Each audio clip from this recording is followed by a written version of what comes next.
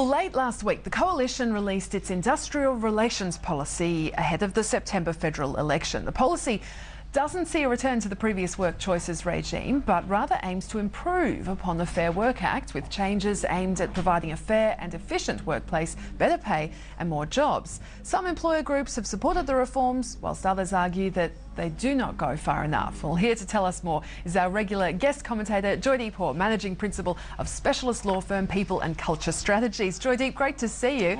It was interesting listening to Tony Abbott, wasn't it? Very clear, saying, work choices is, dead, buried, cremated, whatever you want to say. And interesting to take this approach. What did you make of it? Were you surprised? Yeah, I was a little bit surprised. Not surprised in terms of the philosophical approach that they wanted to steer right away from any sensitivities associated with work choice. And I think that both Senator Abetz and Tony Abbott went to great lengths to say that we're not going there. And I think, in fairness, they have no intentions of going there because they know that the political consequences of doing that are going to be quite significant. What I was actually really surprised by, though, was not so much the new platform that they tabled, which was fairly mild in terms of the changes that are proposed, but the fact that they indicated that they were going to agree with the government's proposed changes to the Fair Work Act in the upcoming weeks.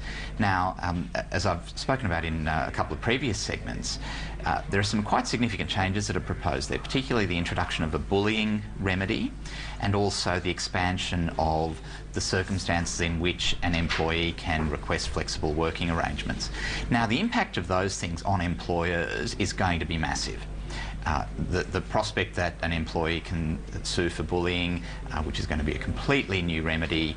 Indeed, in the budget announced this week, the government's committed something like $20 million to resource the Fair Work Commission to deal with those complaints, giving an indication of exactly what is to be expected in terms of the spike in activity there.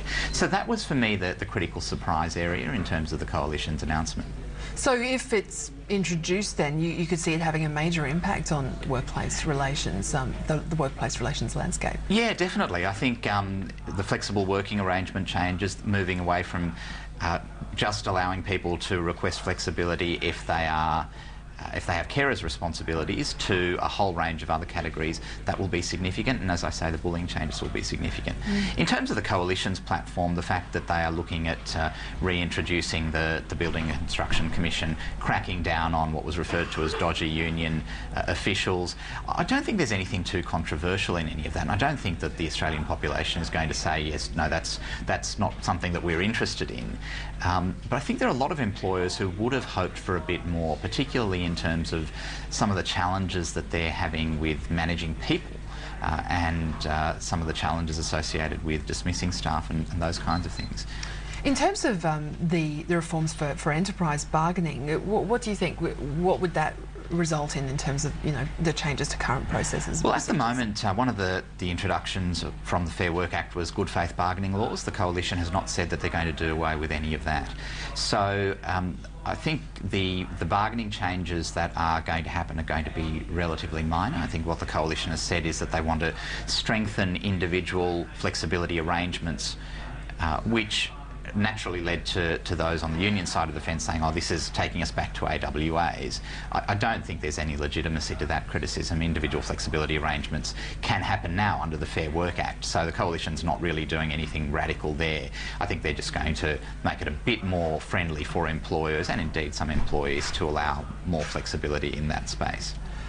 In terms of for employers then, it sounds like, will there be that much change, if there is a coalition government elected? I don't think that employers in the vast majority of instances will be impacted by, in the industrial relations space at least, by a change of government, at least not in the first term.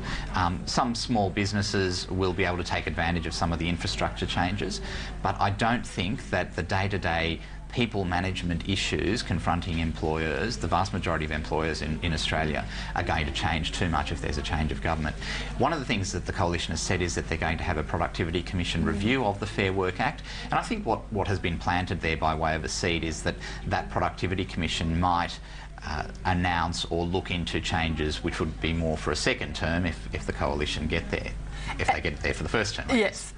And in terms of the reforms then that you know they're proposing, what would you say needs perhaps then to be addressed by the coalition in terms of the Fair Work Act, or would you want to wait and see what the Productivity Commission came up? I think that there are a lot of things in practice at the moment that employers are struggling with.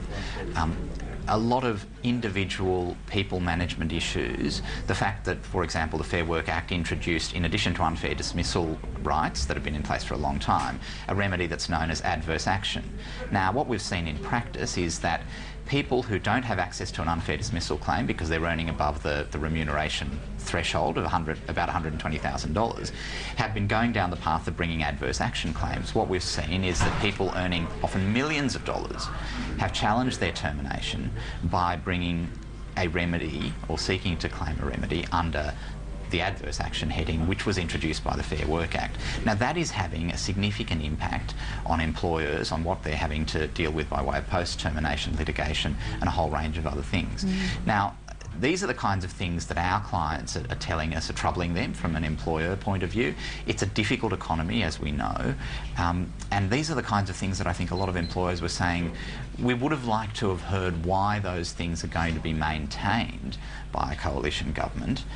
And what appears to have been the thrust of the announcement is, here's the certainty that we're not going back to work choices, be happy with that, and it's pretty much going to be business as usual, with the exception of some fairly minor tweaking. Just going back to what you were saying too about the workplace bullying laws, the fact that the reforms will maintain those. What's the issue with them? Is it just too onerous for employers? So I think that one of the problems that's happening again at the coalface is that bullying's quite an overused word.